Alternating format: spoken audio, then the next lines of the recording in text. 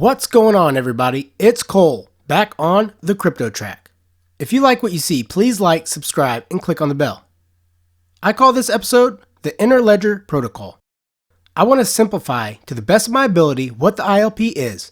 To do that, I want to break down what a ledger and a protocol is. Bear in mind, there are entire courses devoted to both of these.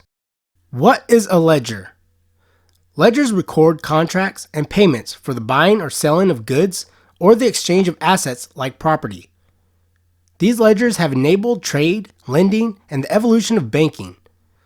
Over the last couple of decades, ledgers have been moved in the digital realm. A lot of people working to maintain the accounts have been replaced by digital computers, which have made possible the complex globalized economic system we live in today. This record ledger system is once again being revolutionized. These ledgers are being uploaded to global networks of computers which are cryptographically being secured, fast, and decentralized. It is called Distributed Ledger Technology, or DLT. We see DLT with XRP, but there are other ledger technologies. Now getting on to a protocol. A protocol is a set of rules or procedures for transmitting data between electronic devices, such as computers.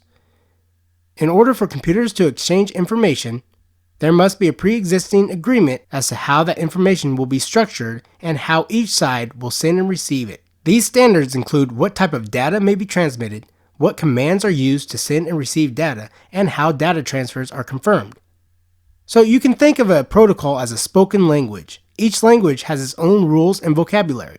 If two people share the same language, they can communicate effectively. Similarly, if two hardware devices support the same protocol, they can communicate with each other, regardless of the manufacturer or type of device.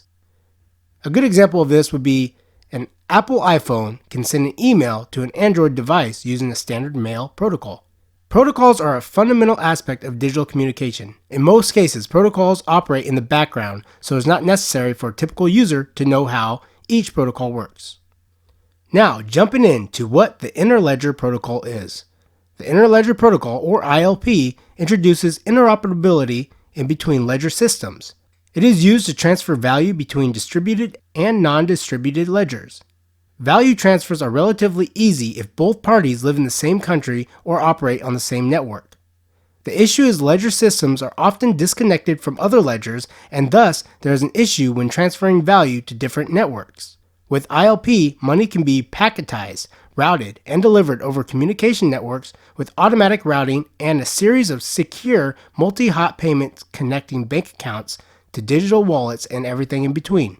There has been many attempts in the world to bring everyone into the same ledger so it is not so disparate. To name a few, Visa, PayPal, and Bitcoin have all tried this. The issue is people cannot agree on what kind of ledger they want in place. Stephen Thomas and Evan Schwartz explain that some people want a distributed ledger while some want fast or scalable, some that can incorporate all currencies, etc. Stephen Thomas said, "We have come to the conclusion that people will never agree to use one ledger for the entire world. So what's the next best thing? What is the thing that we can still do?" It's similar to what the web has done. Rather than trying to get everyone's information on the same server or on the database, just make a protocol that makes it very easy to exchange that information. Thus, we get into the bread and butter, ILP. ILP introduces a concept called connectors. A connector is just some party that can relay assets or money to one place to another. The key point here is that the connector has accounts in both of the ledgers. That allows it to accept in one ledger and pay out in the next. Luckily, they have done some due diligence and thought about some potential issues with the connector.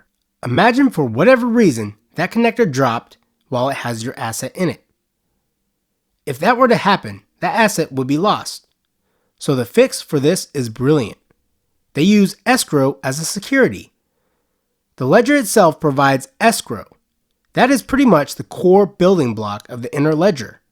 Instead of having to go to a third party for escrow, it would be provided within itself. The sender puts funds into the escrow first, then the receiver.